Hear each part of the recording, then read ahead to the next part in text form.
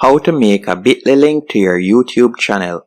Once on YouTube, you are going to tap on your profile icon in the top right hand corner and you're going to select your channel.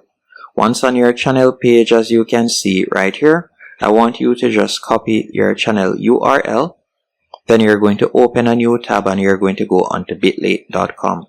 From there, you'll be able to create a Bitly account for free.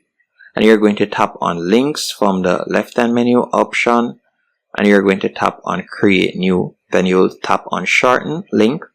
And you're going to paste in the link that you have copied. After doing that, you could add a title if you want. Then you're going to tap on create your link. And you can see it right here, and we'll just copy the link. Now that you have copied the link, you can share it on whichever social media platform you want, or you could add it in your YouTube video description. Thanks for watching. Hope you found it helpful and informative. If you did, be sure to hit the like button and subscribe, and thank you.